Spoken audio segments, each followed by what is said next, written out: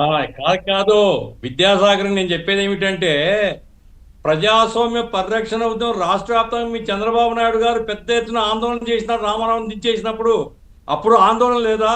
ఏమి నిర్ణయం తీసుకుంటారు లేని ఊరుకుండలేదు కదా. మొత్తం అన్ని పార్టీలు కలుపుకొని రాష్ట్రం అంతా ప్రజలందరూ రోడ్ల మీదకి వచ్చినారు కదా. అరే ప్రజాస్వామ్య మీ పార్టీ ఈరోజు తెలుగుదేశం మారిపోయినారు. తెలుగుదేశం తొత్తులుగా బీజేపీ తొత్తులుగా మారిపోయినారు. ఇక్కడ అడ్డంగా మాట్లాడడం కాదు.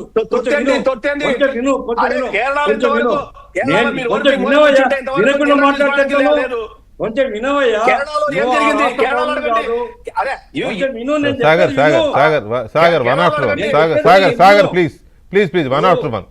రాష్ట్ర పౌరుని కాదు, నేను ఆ రాష్ట్ర పౌరుని కాదు. మనం మాట్లాడుతుంది తమిళనాడు డెవలప్మెంట్స్ గురించి. ఒక పార్టీ, ఒక కొత్త పార్టీ రెండు సాంప్రదాయ కూటముల్ని ఓడించి అతను 107-108 స్థానాలు గెలుపొందినాడు అన్నప్పుడు, ఒక పాపులర్ ఓటు అతని వెనకాల ఉన్నప్పుడు గవర్నర్ యొక్క రోల్ ఎట్లుండాలా అనేది మనం మాట్లాడుతున్నాం. గవర్నర్ అనేటువంటి వాడు ఒక అలయన్స్ ఉండి వాళ్ళు ఒకవేళ క్లెయిమ్ చేస్తారనుకోండి, ఓకే. ఎవరు క్లెయిమ్ చేయనప్పుడు ఏం చేయాలా? గవర్నర్ ఏం చేయాలా?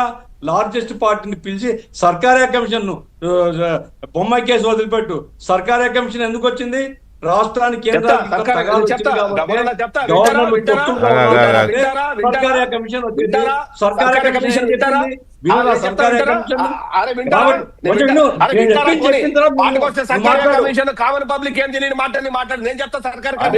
చెప్పిన తర్వాత వినవయ్యా.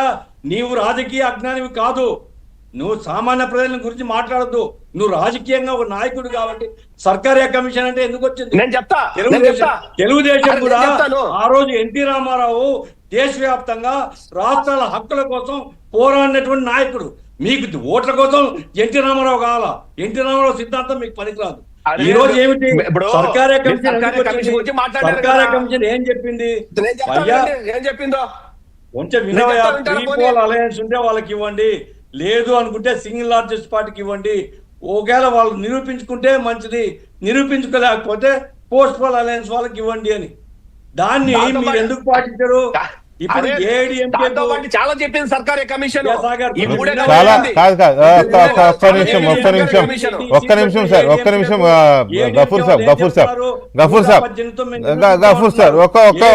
నాకు ఒక్క నిమిషం. సాగర్ సర్కారీ కమిషన్ చాలా విషయాలు చెప్పింది. ఆ చాలా విషయాలు చర్చించేంత టైం మనకు లేదు, అంత అవసరం కూడా లేదు ఇప్పుడు. The only thing is government ఏర్పాటు. ఒక్క మాట సాగర్ కొంచెం రెస్ట్రైన్ ఉన్నబ్బా ప్లీజ్. సర్కారీ కమిషన్ చాలా విషయాలు చెప్పింది, అవన్నీ మనకు అవసరం లేదు, అంత టైం కూడా నాకు లేదు. ఒకటి.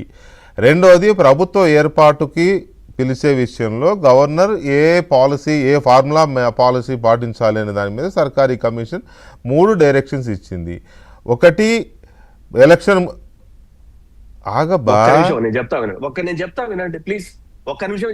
మాకు తెలియదా? మేము చెప్పొద్దా? సరే కానీ నువ్వే చెప్పు. మాకు తెలియదులే, మేము వింటాం. చెప్పండి. మీకు తెలియదు నేను చెప్పట్లా, మరి తెలియదు నేను చెప్పట్లా.